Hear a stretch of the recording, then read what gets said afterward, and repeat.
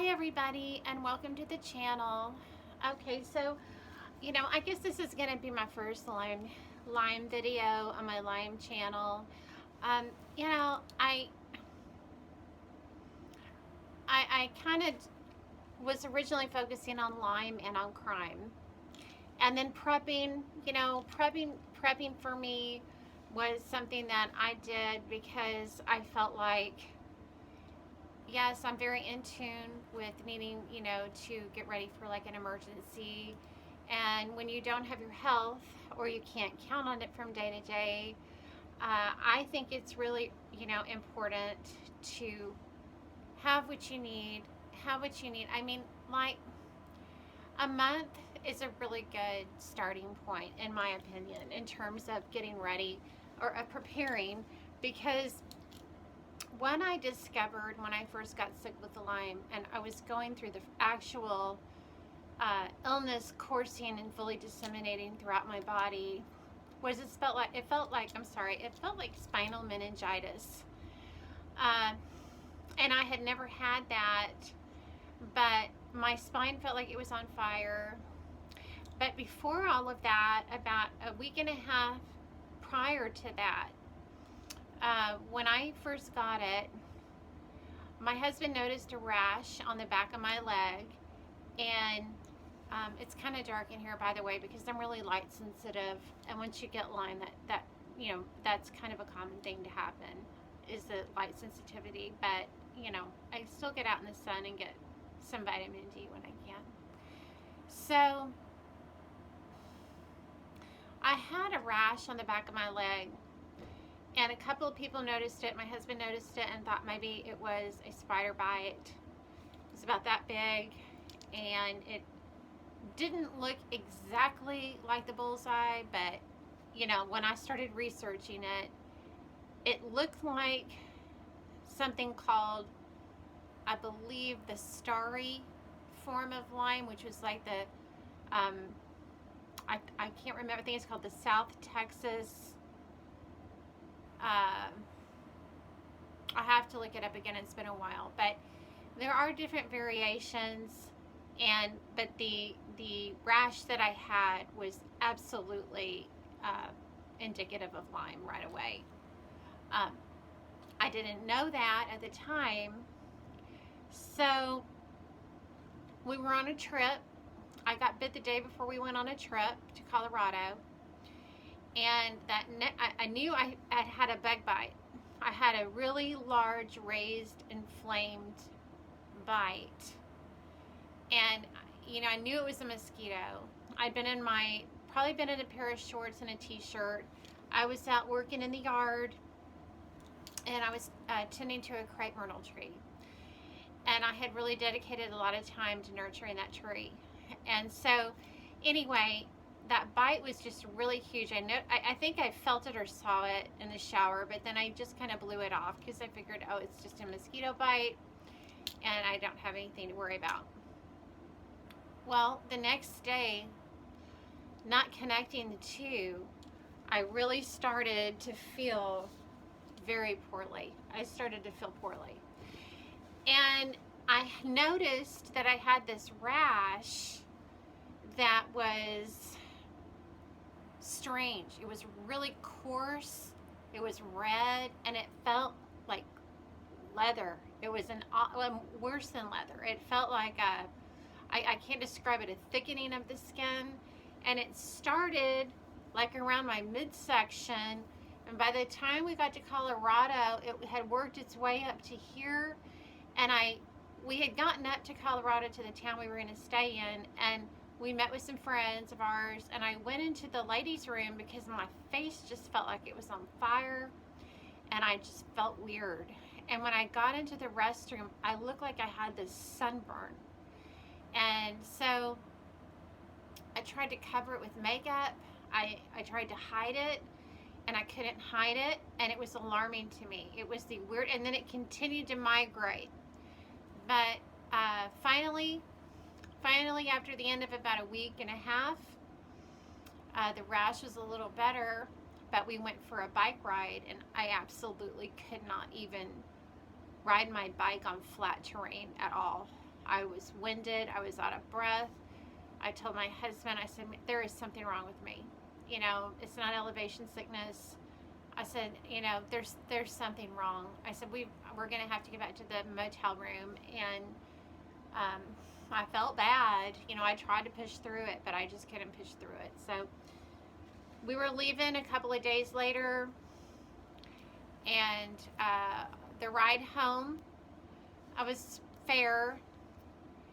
And once we got back to Texas, the next morning, and it was by the grace of God that he got us home because we took turns driving. By the morning, I was as ill as I have ever been in my whole life. My spine was on fire. I felt like I had the worst case of some kind of just horrendous flu. Chills, fever, lymph nodes swollen. I was in a lot of physical pain. I was real disoriented. I was out of it. I was in bed, and I just couldn't fight it. And I was like that for days. After that, I tried to go back to work part-time. I was running a business, and I was really having a hard time with it. So my husband said, I think that might be Lyme. And I went to my healthcare provider, my nurse practitioner, and I showed her the rash and was telling her what I was going through. And we took a picture of my bug bite. I can't find it. I know it's on one of my old cell phones. And so I did some research, and I found Dr. Berlusconi's protocol during the times that I could actually kind of function. But I was really spiraling on a level that I've never experienced. And so that was the only thing I could find. And it was a triple antibiotic protocol, and I had to have something for pain. And I was on a lot of medication. The antibiotics, after about the 4th month, I was just throwing up the inside of my stomach lining. I couldn't eat anything.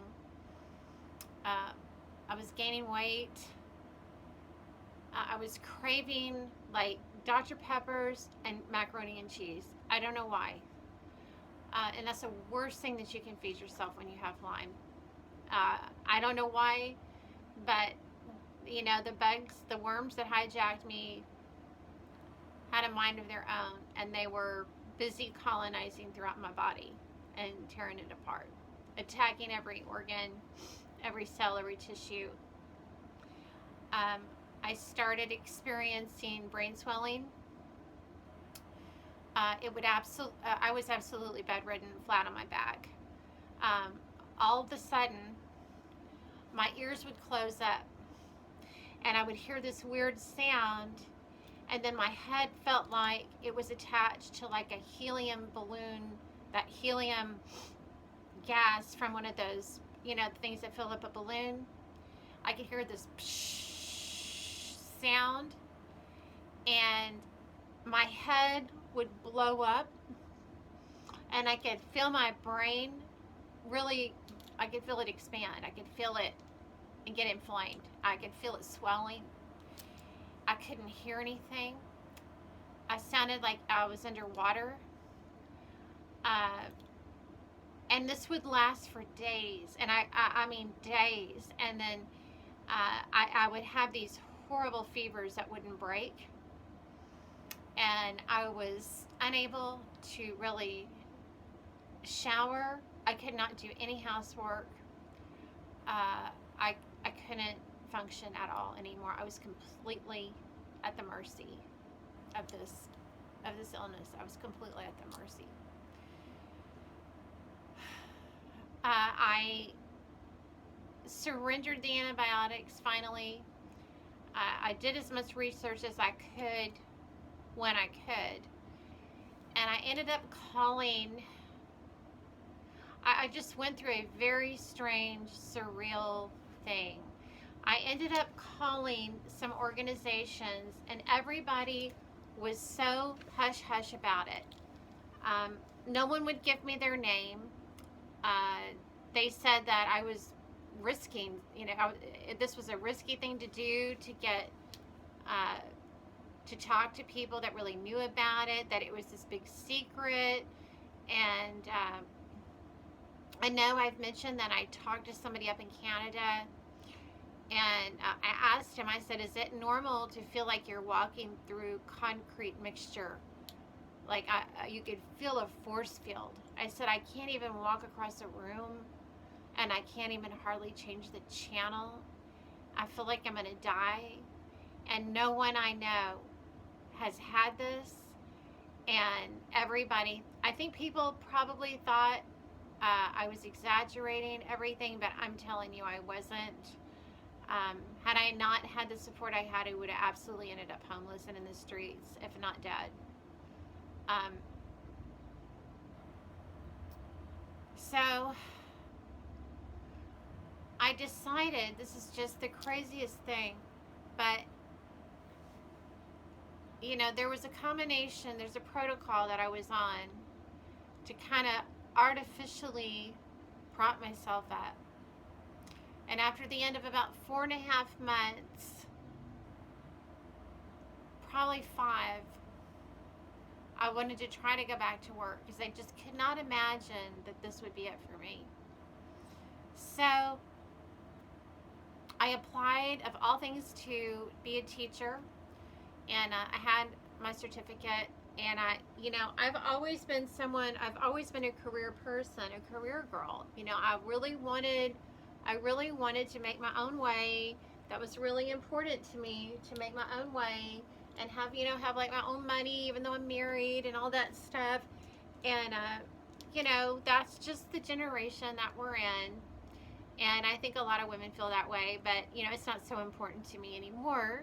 Doesn't mean I'm done with the planet, and that doesn't mean I'm not open to income generation.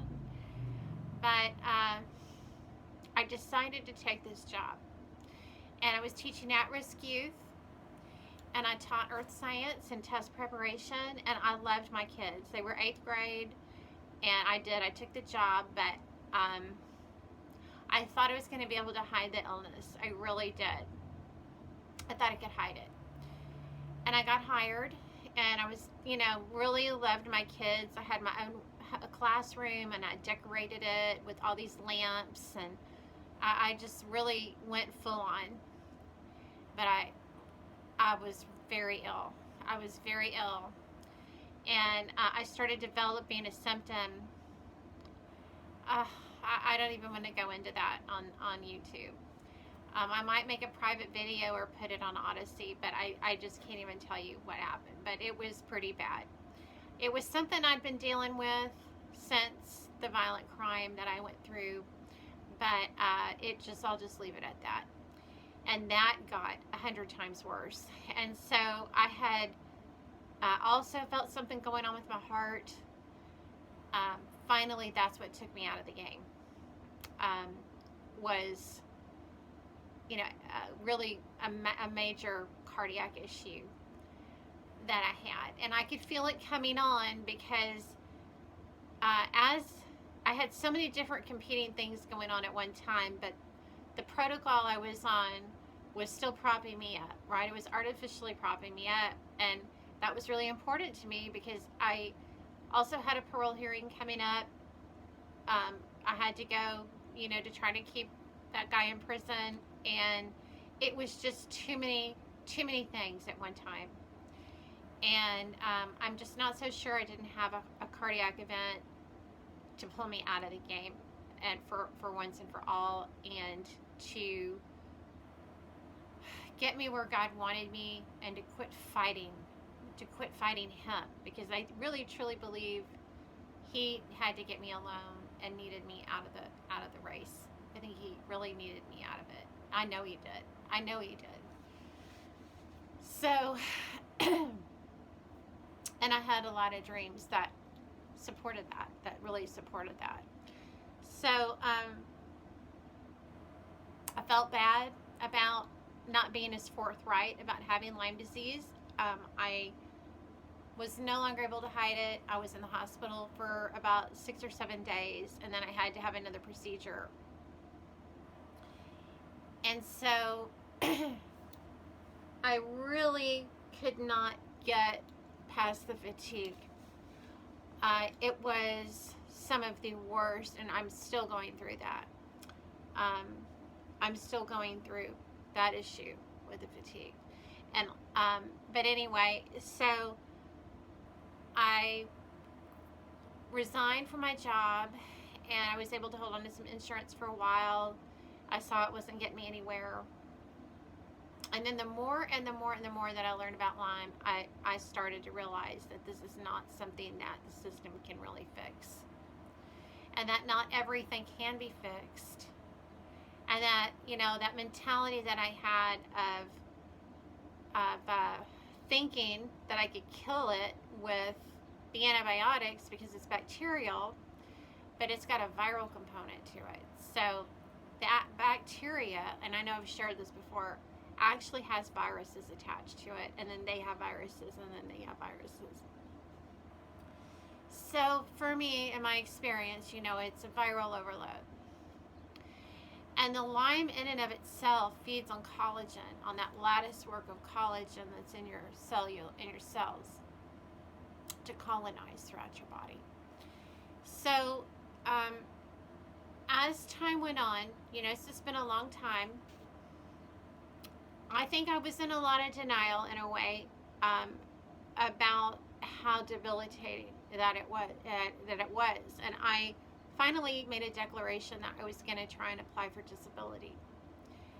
And I remember I remember being in the car with my husband saying, I just can't do this anymore. I'm never going to be able to work again. I'm going to have to get some help. And that was a 4-year waste of time. I learned a lot. I learned that the system is not there for me. I doubt that I'll ever try and apply again. I just think in this day and age that I don't really want to go there, but I'm not going to surrender. Just tell me, I'll never surrender. So,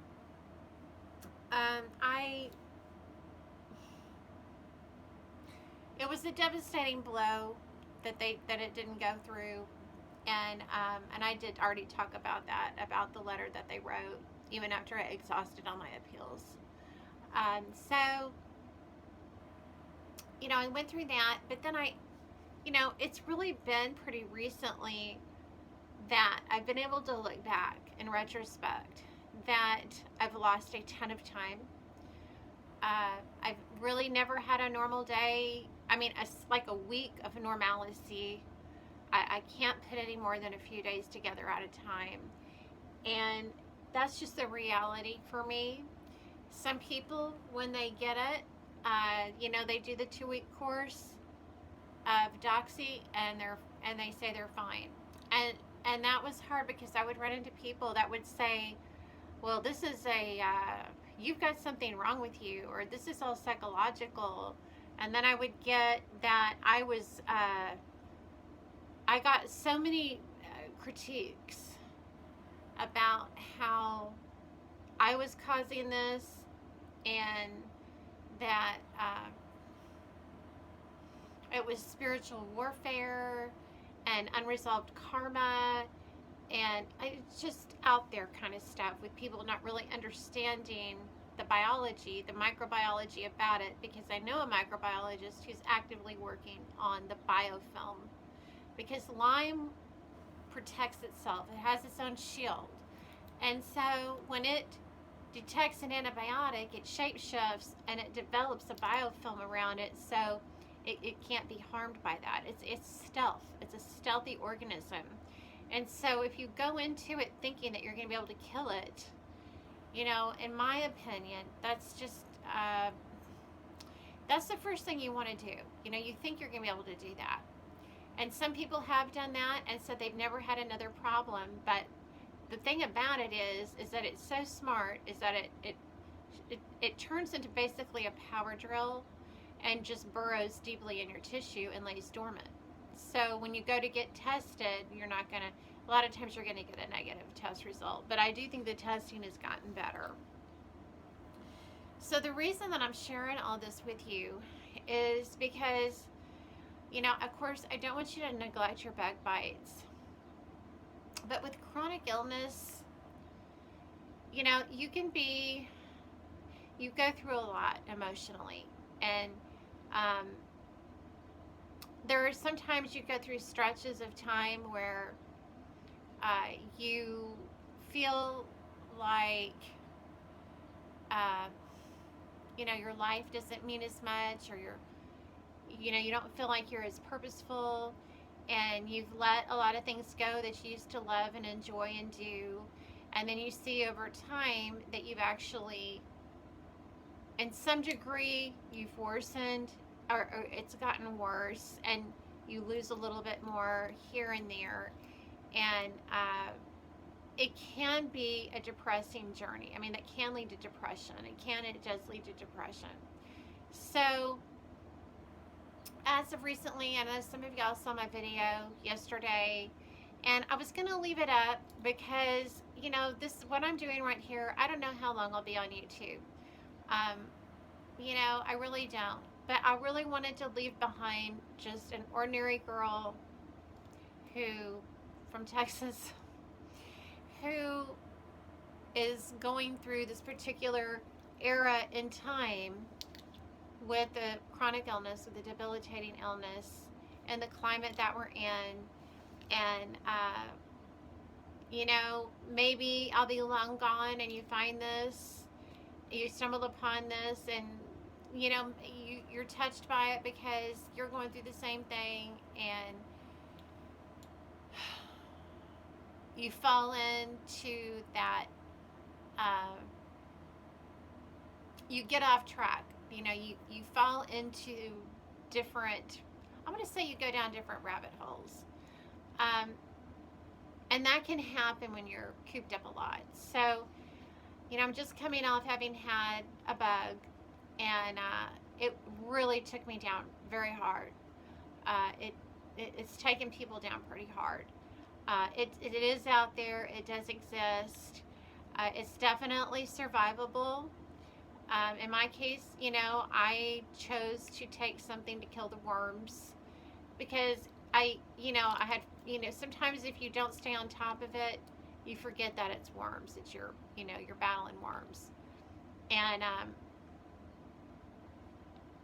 so anyway, I think that shortened the duration of it, but I'm battling yet another issue, and it's extremely painful. So, medication, yeah, there's times yes, I absolutely have to take medication at times. Not all the time, but I do at times.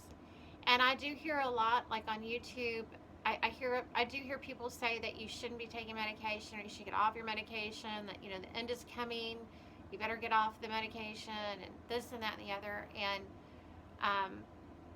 for me, that's just not an option. And I'm really into quality of life. So, I guess I can't tell anybody what to do, but if you're, I guess I just want to say that it's important to really take a step back and see what it is you're feeding yourself. Lately I had really been, I didn't realize I was kind of stuck in an algorithm, and that algorithm was a doomsday algorithm. And I still love my channels. Like, I still love a lot of my channels, but there's like a lot I'm going to let go of ever looking at again. Because yesterday, after I got off the video and I uploaded it, one of the very next videos that popped up before I put my phone away for good for the day, it said things have gotten much worse and are more worse than ever, and what they're not telling us is way worse. I mean, it just went on and on and on and on. And that was such a wake up call for me. It was all about how, it was all about the earth and how it works. And, I'm very well educated on geodetic science. And so you know, I do know how it works. And there's just a lot of different doctrines out there. There's a lot of strange doctrines. Uh, and you know, I can't follow certain things that I know aren't true. And this is not aimed at anybody whose channel that I follow um, specifically, but before I got sick, anyway, I'm just going to say that I spent a great deal of my life pursuing my education, and um, when you know how fluid dynamics, thermodynamics, and all of that works, physics, calculus, etc., trigonometry, and all that, then some people online are telling you stuff that just doesn't jive. It's not jiving. It's not backed up by any kind of science. And I know science isn't king, that God is. But think about when you get on a plane.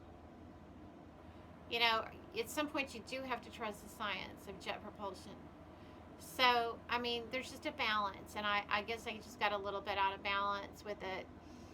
And that happens when you're kind of cooped up with an illness. And then, one thing with Lyme, and I'm sure it's the same way with any other chronic fatigue, fibromyalgia, any of those other illnesses, you're just not able to go and do the things that you once could do. Like even going to the grocery store and getting geared up to go to do those things can be very daunting and tough, really tough. And so there comes a point in time when you really have to accept what's going on with your body and not fight it so much. Because every time I try to fight it, every single time I try to fight it, it attacks me harder in defiance. And that is how smart these organisms are. They communicate at the speed of light, and they will actually kill off the other organisms that aren't doing their job in your body.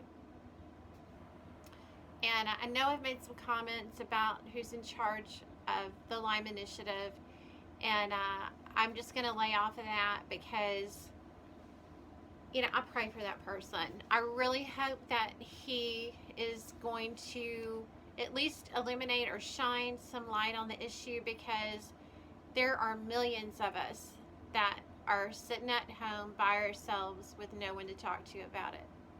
I know that for a fact. We feel alone. We feel isolated. We don't feel recognized. The healthcare system has ditched us.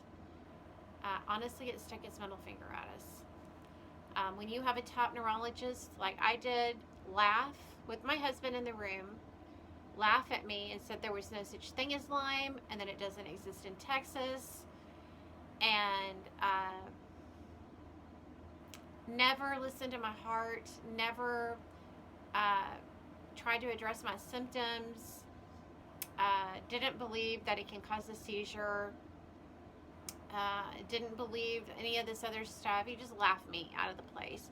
And I dropped my insurance after that because I knew that the system was going to just trash me. And it continued to trash me, and it continues to trash a lot of other people. And there's some extremely difficult to treat components to Lyme. And a lot of that is depression, and a lot of that is psychological, because, they get into your brain. That's just what happens. Worms get into your brain, whether you have Lyme or not.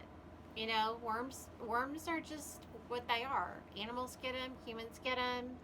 Roundworms, we shut them out through our nose. We're constantly shedding microscopic things. So,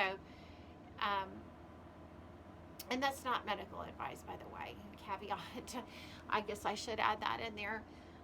So, I'm not doing myself any good totally focusing on everything is over, society is collapsing, this and that and the other. I'm really checking out from that. The only thing I am going to probably focus on along with Lyme is keeping yourself safe from predators. And uh, when you are sick and down, or no matter what you're going through, when you're in that state and you're not totally um, aware, like you just don't have your normal strength, uh, you really have to take extra steps to protect yourself because you're not operating at full capacity. And so I really encourage you, if you're in that situation, to find a way to protect yourself. If you're bedridden, uh, you know, there's ways to protect yourself. There's mace. You can keep a weapon of your choice close by. Keep one in the bathroom. Don't tell anybody about it. Be able to lock your bedroom door. I do have my AC unit set up now from when I'm here, and I have my generator that I can run it. I do need to learn how to use the gas generator. I'm kind of scared about it, but I know I'll be able to learn it. I do think we do have just some difficult times ahead. However, I don't think this whole thing is going to fall apart immediately. And so much of that is out of our control. So, I let it get under my skin just because every single thumbnail I've noticed, and I'm out of the algorithm. I'm typing in different things, from kittens, cute kittens, to, colorful birds. And I'm a bird watcher, so, I think it's really important to diversify your algorithm. And I don't know it's just really important to maintain a balance. And so I guess on the agenda this week, if you're dealing with a chronic illness, don't forget to feed yourself things that are sweet and innocent and fun, and the things that you're interested in still. And just because you can't get out there and do them doesn't mean you can't, enjoy learning about them still. Start your own channel. Reach out to other people on channels that are really going through a struggle. I've got a wonderful comment from someone, and I loved her. I've gotten some really wonderful people that have commented and have really helped me. I mean, just that support, that little bit of support, it felt like a bar of gold. I know you know who you are out there. You really helped me out a lot, and I feel like I'm kind of back on the track that I wanted to get on. So, for some reason, if you do get Lyme disease, if you do get a vector-borne illness, let's just put it that way, from malaria to Zika to, whatever it is, there's a lot of them that don't have names yet. I can say that for me, I went through an extremely volatile dissemination of an infection. And the best thing I could have done, if I had treated that bite on the spot, what I would have done now was apply clove oil. First of all, what I would have done was ice it to the point that I practically freezer burned my skin. That's what I should have done. And just done it all night long with a piece of ice directly on the skin. That was for me. That's what I do now. And then apply clove oil intermittently until you can barely see where that bite occurred. And the redness is gone, and the inflammation is gone. Mine turned out to be neuroborealis, neurological Lyme. For months, I would convulse. I would literally be sitting on a couch and be thrown from the couch. I had a very virulent reaction to it. And I know that I'm not alone. And organizations such as Can Lyme, Iliads, I think it's lymeorg.net. There's a lot of different organizations, and you will get human interest stories about people who are no longer with us doctors who contracted it who are no longer with us, that you would think a doctor would survive, but a lot of doctors who have it pass away. It is a disease that you can die from. And it is considered a very fastest growing emergent vector-borne, illness. This illness, Lyme, is on the planet. It just can't be ignored any longer. But for some reason, that's an unpopular news item, So I'm really careful. I'm just really careful in certain departments. But one thing I have learned is, and this is about the last thing I'll say, is that you really have to be on guard. You have to be on your guard. You have to stay on guard. As sick as you can get, simplify your life. I used an all-purpose soap for my laundry, my skin, my hair, the dishes. I think I used a bottle of Biolage shampoo for probably 4 months, and I used it for everything. It simplified my life on days. I would shower maybe once a week. Sometimes my hair once every 2 weeks. And I would just use that Biolage. And I was so glad I had like a huge bottle of that Biolage at the time. Because,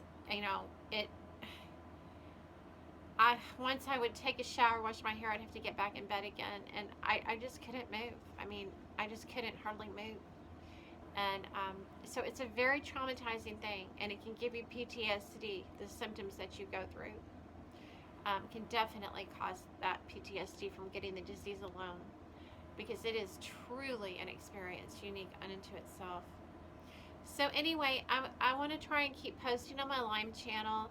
I hope YouTube will let me. They may not. If they don't, I'll go to Odyssey. But anyway, thank you all so much. And just no matter what illness you have, don't let it ruin you. For me, it was a little love bite from the Lord.